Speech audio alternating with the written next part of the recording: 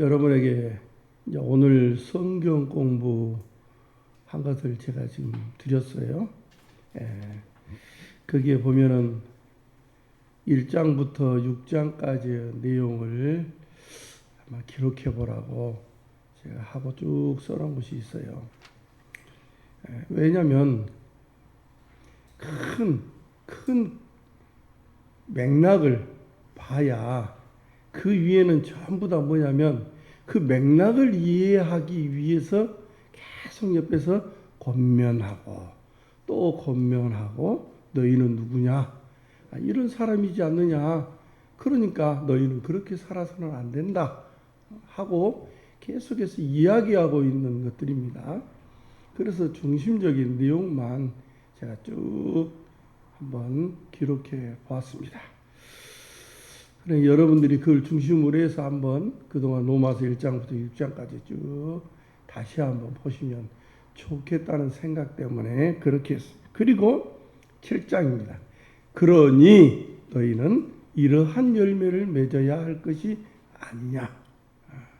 그렇게 지금 말하고 있는 것입니다. 우리는 날마다 마음을 새롭게 하기 위해서 오늘은 하나님을 따라서 살아야지. 하나님 원하는 대로 오늘도 내가 믿음의 백성답게 살아야겠다. 이런 마음을 먹습니다. 그리고 그렇게 살려고 노력합니다. 그런데 그럴 때마다 우리가 가끔 넘어질 때가 많이 있어요. 그러면서 뭐라고 하냐면 나는 인간이니까 나는 사람이니까 나는 할 수 없구나. 내 안에 성령께서 오셔서 역사하시면 나는 할 수 있겠다. 이렇게 다짐하고 기도하고 다시 시작을 합니다. 이처럼 이러한 우리의 경험들이 과연 성경에서는 무엇라고 말을 할 것인가? 궁금하지 않으십니까? 오늘 본문은 우리가 이 어두운 세상에서 사탄이 속삭임을 우리 귀에 대고 계속 속삭임. 여기에 속지 않고 그리스도께 속한 그리스도의 백성으로서 우리가 어떠한 삶을 살아가야 할 것인가를 말해주고 있습니다. 로마서 7장 1절 말씀입니다. 우리 함께 보겠습니다. 시작. 형제들아 내가 법 아는 자들에게 말하노니 너희는 그 법이 사람이 살 동안만 그를 주관하는 줄 알지 못하느냐. 여기서 법 아는 자들에게 말하노니 하는 여기서 법은 율법을 말합니다. 율법. 또 오늘 본문 6절에 보면은 그 법이 무엇이냐 하면서 율법의 조문에 묵은 것 이렇게도 표현하고 있습니다. 이 법은 사람이 살아있는 동안만 주관한다라고 본문은 말합니다. 그러면서 이어서 부부의 예를 들어 지금 말하고 있습니다. 예를 든다는 것은 좀 더 쉽게 그 말씀이 무슨 내용인지 쉽게 풀어 지금 이야기하고 있는 내용입니다. 자, 2절 3절 우리 함께 보겠습니다. 자, 시작. 남편 있는 여인이 그 남편 생전에는 법으로 그에게 매인바 되나 만일 그 남편이 죽으면 남편의 법에서 벗어나느니라. 그러므로 만일 그 남편 생전에 다른 남자에게 가면 음녀라. 그러나 만일 남편이 죽으면 그 법에서 자유롭게 되나니 다른 남자에게 갈지라도 음녀가 되지 아니하느니라. 지금 2절 3절 말씀은 1절 말씀의 예로 부부의 관계를 설명하고 있는 것입니다. 아내는 평생 죽도록까지 남편과 한 몸입니다. 구약 개념으로 말하면 남편에게 매인바 되었다라고 말합니다. 여기서 부부의 비유는 우리의 경험을 말하는 것이 아니라 처음 창조 때 그 배경을 가지고 지금 이야기하고 있는 것입니다. 하나님께서 천지 창조를 하시고 특별히 하나님이 사람을 흙으로 지으셨습니다. 그리고 그 코에 생기로 호흡하셔서 살아있는 생명으로 하나님의 일을 하도록 하셨습니다. 하나님의 형상으로 지음 받았으니까 하나님의 일을 하도록 하신 것입니다. 그리고 하나님은 사람이 독처하는 것이 좋지 못하니 아담을 잠들게 하시고 아담의 몸으로부터 하와를 아내를 지어 한 몸이 되도록 하셨습니다. 그리고 하나님과 사람이 한 영 한 몸으로 연합하듯이 부모를 떠나 남자와 여자가 한 몸을 이루어 생명의 공동체로 살아가도록 하였습니다. 이처럼 하나님과 사람의 생명의 연합관계가 부부 질서에 새겨지게 한 것입니다. 여기서 부부의 예를 들어서 처음 창조 때의 생명의 질서로 설명하는 이유가 여기에 있는 것입니다. 현대인들에게 이런 이야기를 하면은 상당히 불편해하고 불쾌할 수 있습니다.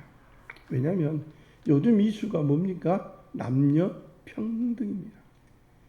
근데 여기서 남편에게 여인이 묶였다, 매였다, 속했다, 남편의 법에 있다라고 말하면 불쾌하겠죠.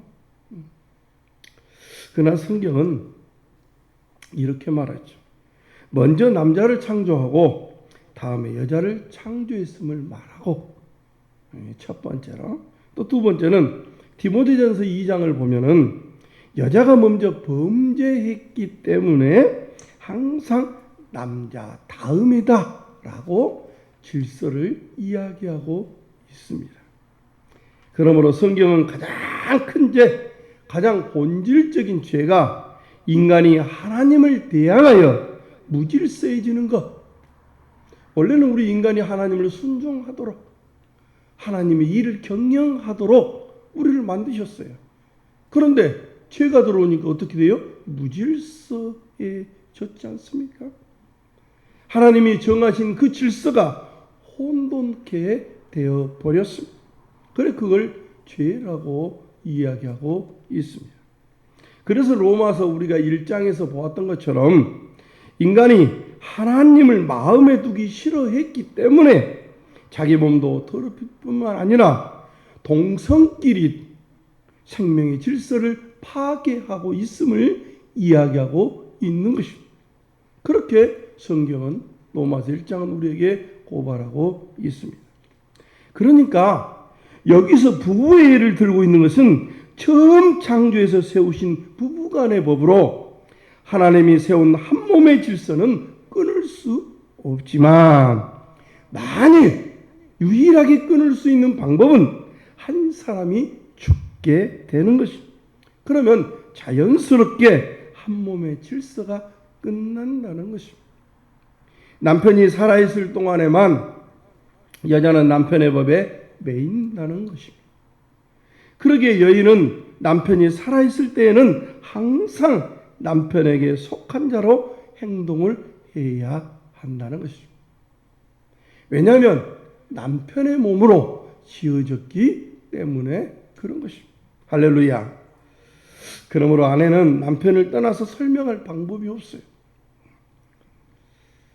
인간이 하나님을 떠나서 자신을 설명할 수 없듯이 마치 설명해서는 안 되듯이 아내는 머리인 남편을 떠나서 자신을 설명해서는 안 되는 것이 창세기에서 말하는 생명의 질서라는 것입니다.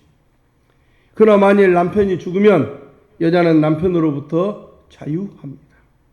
왜냐하면 죽음으로 부부의 연합 관계가 끝났기 때문에 그런 것입니다. 우리 4절 말씀 함께 보겠습니다.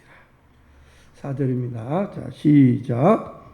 그러므로 내 형제들아, 너희도 그리스도의 몸으로 말미암아 율법에 대하여 죽임을 당하였으니 이는 다른 이 곧 죽은 자 가운데서 살아나신 이에게 가서 우리가 하나님을 위하여 열매를 맺게 하려 함이라.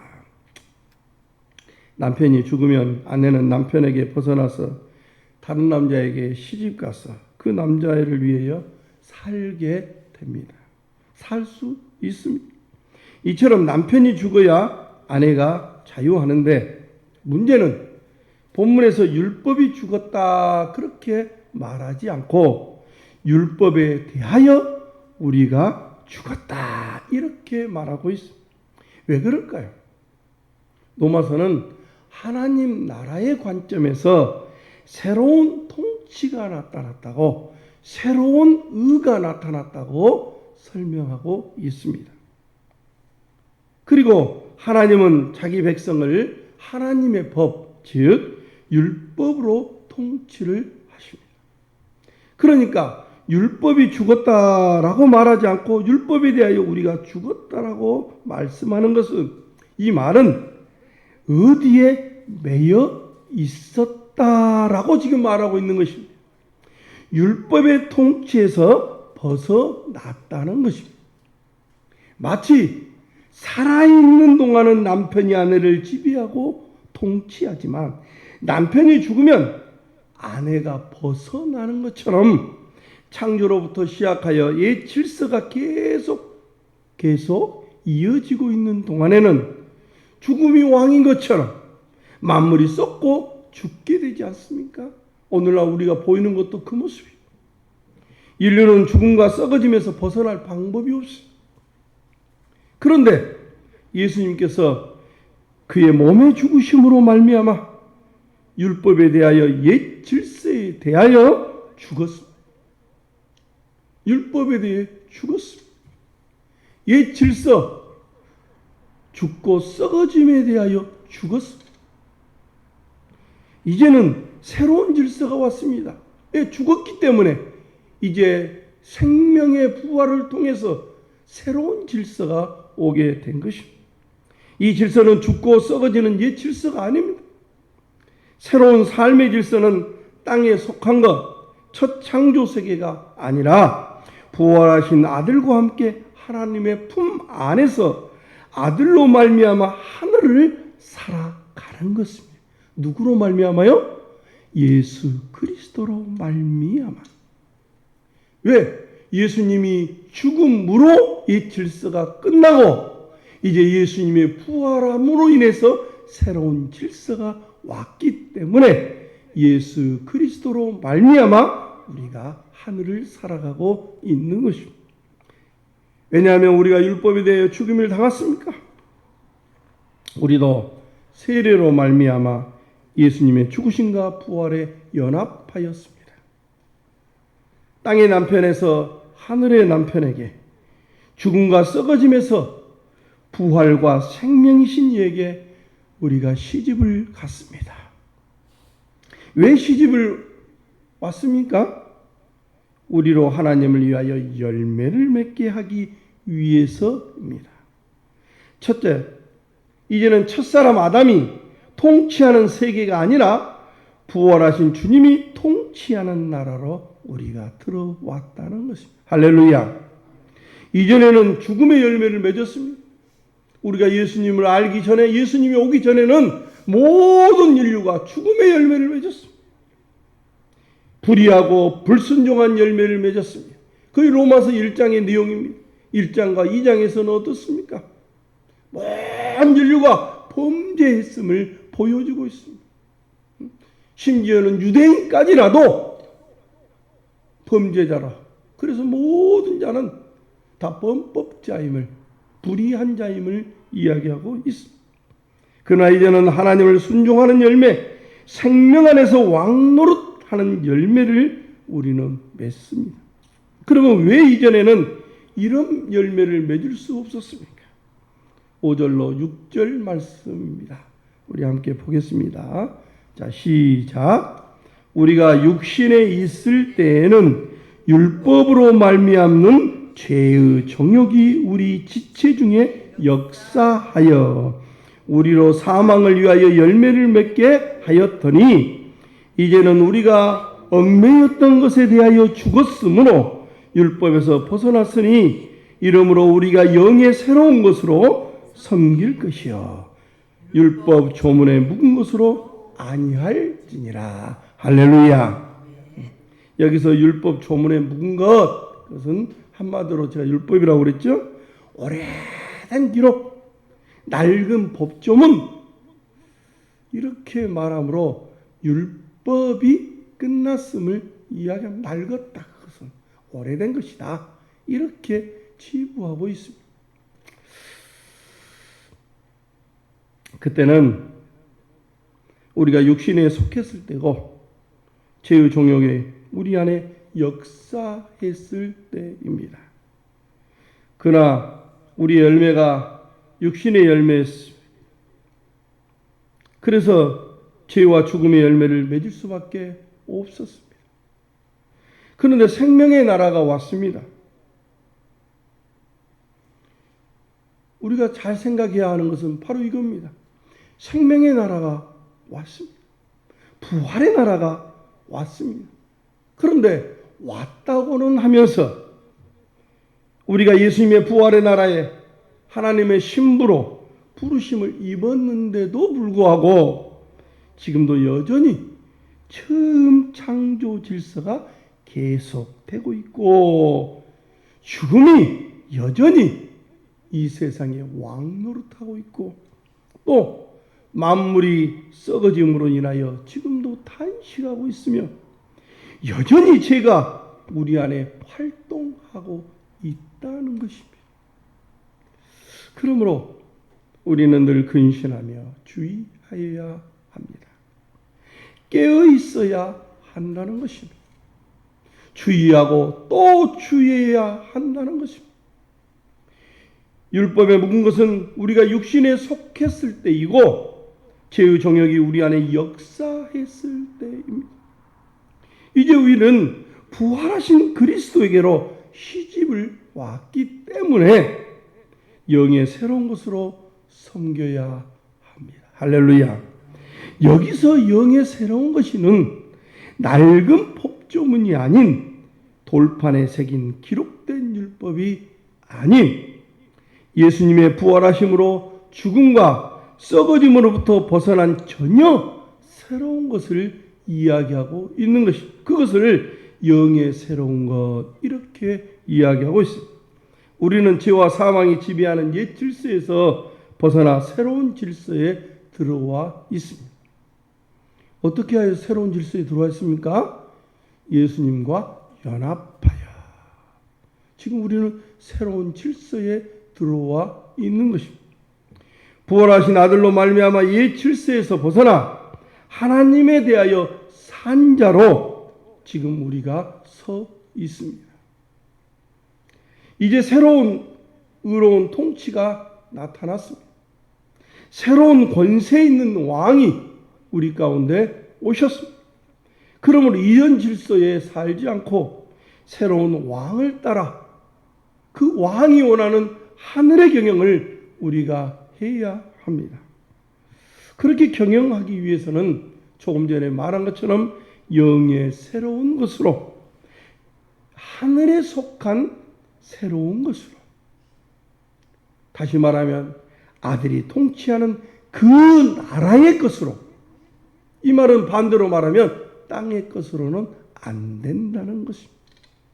죽음의 질서의 것으로는 안 된다는 것입니다. 영의 새로운 것, 하늘의 것으로 하늘의 그 새로운 것으로 하라는 것입니다. 이렇게 하나님을 섬김으로 하나님에 대하여 열매를 맺어야 합니다. 영생의 열매를 맺어야 합니다. 거룩한 열매를 맺어야 합니다. 썩지 않는 열매를 맺어야 합니다. 그러나 여전히 우리는 땅의 것을 소망하고 있습니다.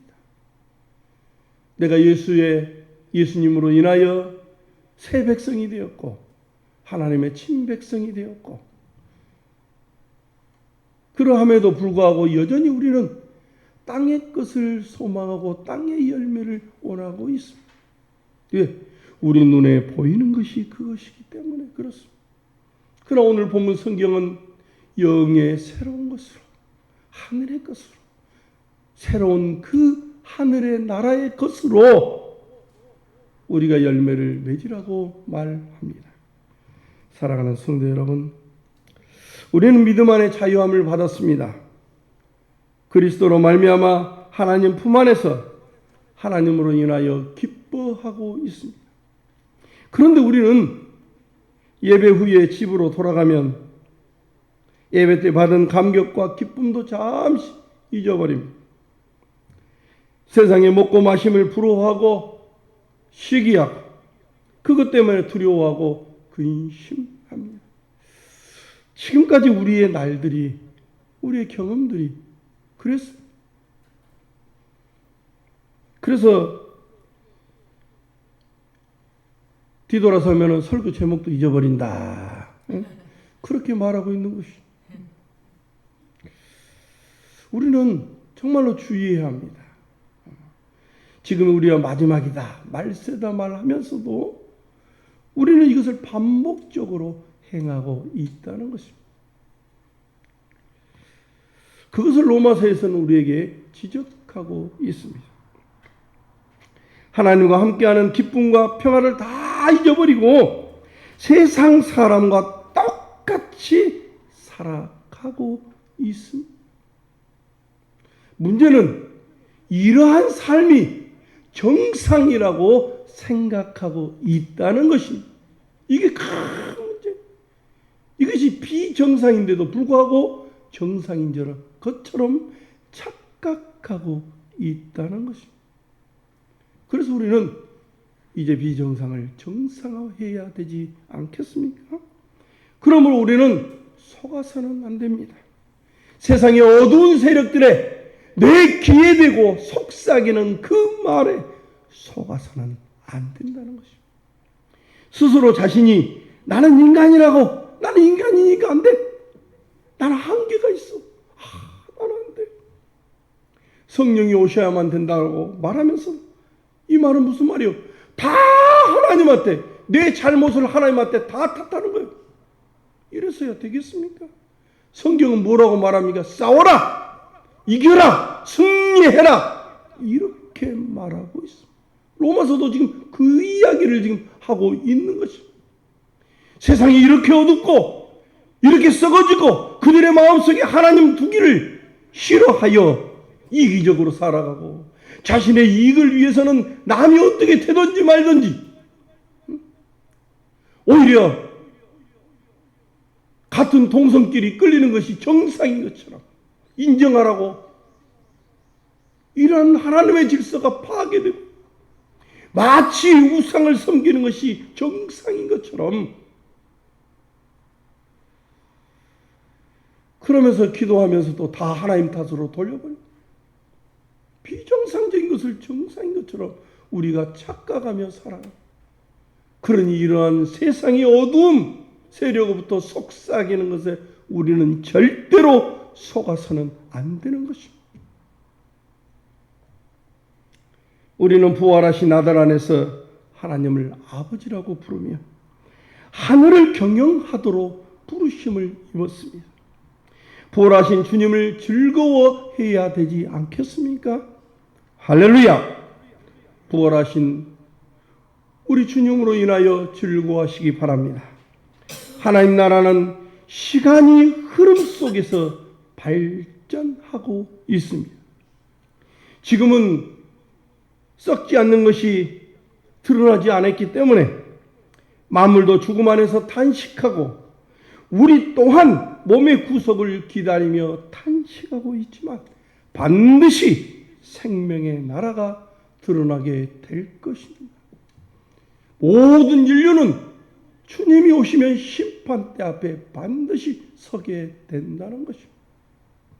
그러므로 주님 오실 때까지 다 썩어질 것이 먹고 마심의 마음을 빼앗기지 않기를 원합니다. 세상 것은 다 썩어지고 없어지고 쇠하는 것들입니다. 그건 다 사라지고 없어지는 것들이에요. 그런데 온통 우리의 마음은 그곳으로 가 있습니다. 그것만이 전부라고 생각하고 있다는 것입니다. 그것 때문에 오히려 죽을까 두려워하고 있습니다. 그러나 이제는 우리는 새로운 질서, 생명의 나라, 부활의 질서를 따르는 하나님의 백성임을 믿으시기 바랍니다. 그것 때문에 죽을까 두려워하지 않고 우리를 사랑하셔서 아들을 주신 분, 우리 안에서 말로 다할 수 없는 탄식으로 강구하시는 성령님을 의지하시기 바랍니다. 날마다 주님을 순종하고 주님과 동행하며 주님의 몸과 주님의 지체로서 하늘의 영광을 봉사하며 썩지 아니하는 영광의 열매를 맺는 능력 있는 삶을 살아가시기를 주의 이름으로 축원합니다. 기도하시겠습니다. 은혜와 긍휼이 풍성하신 아버지 하나님, 우리를 부르셔서 하늘에 속한 생명의 나라를 주시고 천국을 봉사할 수 있도록 인도하여 주시니 주님 감사를 드립니다. 이제는 주님의 몸과 주님의 지체로서 남편된 주님을 따라 살게 하시며 주님으로 인하여 즐거워하며 옛 어둠에 살지 않도록 늘 믿음으로 깨어 살게 하여 주시옵소서. 주님 오실 때까지 세상의 죽음이 활동할지라도 이 죽음의 권세를 두려워하지 않게 하시며 오직 죽은 자 가운데 부활하신 주님만 더욱 힘있게 증거하고 섬기게 하여 주시옵소서. 또한 주님을 따라 형제에게 악을 행하지 않게 하시며 원수들까지라도 사랑할 수 있도록 믿음을 주시옵소서. 특별히 우리의 자녀들을 지켜주시옵소서. 하나님을 아는 지혜를 주시옵고 세상의 철학과 사상에 물들지 않도록 주여 인도하여 주시고 가르치시고 지켜주시옵소서. 주님의 부활의 나라를 간절히 소망하고 믿음의 다름질을 잘할 수 있도록 우리 성민 공동체를 지키시고 인도하여 주시옵소서. 예수님 이름으로 기도드리옵나이다. 아멘.